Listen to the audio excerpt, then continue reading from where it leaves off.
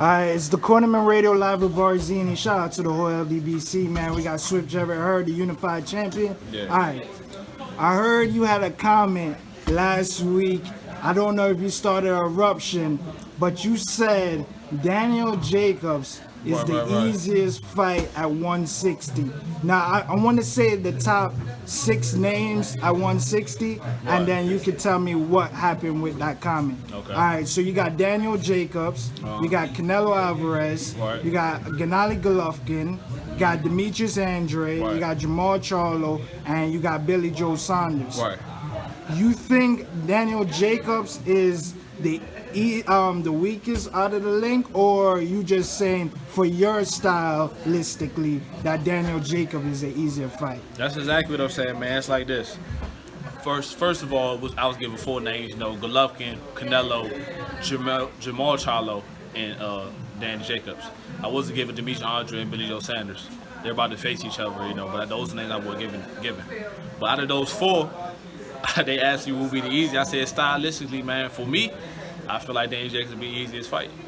But it's a guy who I did say that I think would be the toughest. I said Triple G. And the reason why is that, man, you know, Triple G, he got the experience. I feel like Canelo's a little smaller, and he kind of waits to sit around a little bit. I feel like I can be a little more busy outwork Canelo. Triple G is a solid puncher. You know what I mean? He kind of can land that one shot that hurt you and, you know, put some steam behind him. Plus, he's a bigger guy, 160. JERMALL Charlo, he's a little wild. He's not fundamentally as sound as Danny Jacobs, which make him a little more awkward. And that's why I give Danny Jacobs JERMALL Charlo the slight edge that he'll be a little tougher than Danny Jacobs, but see a little more technical sound. And for me, that's easier. When you more technically sound, that's easier. When you awkward and weird and throw little wild punches and all that, you'll be a little tougher for me. So, to be honest with you, Danny Jacobs will be the easiest fight for me.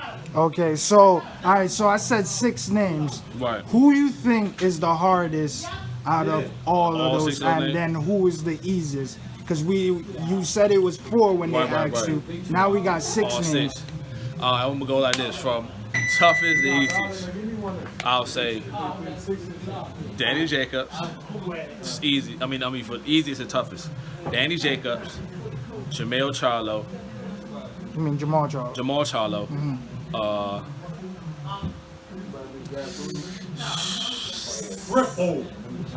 I say, I don't know, man. Billy Joe Saunders, Demetrius Andrade hard, but I say Billy Joe Saunders, then Demetrius Andrade, Canelo, then Triple G. You know what's so surprising? Most people would have said Demetrius Andrade because Andrade, because of his moves, he didn't fight the best competition. Yes, he had a great amateur career. I think he's one of the best. I think he is the best at 160, but he still hasn't proven it yet. So it's interesting. And the thing is, like I said, for me, Demetrius Andrade is good, and he is technically sound. That's the thing. But that is what I'm good at. That's something I can get familiar with. I can get a Demetrius Andrade here and practice on certain things to simulate the style a little bit.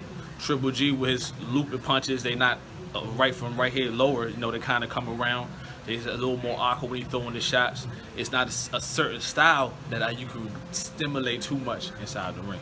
And someone like Demetrius Andrade, man, I'm telling you, man, like it's don't get me wrong, he is good, but for someone like me, that's the type of style I like. Oh, okay. Yeah.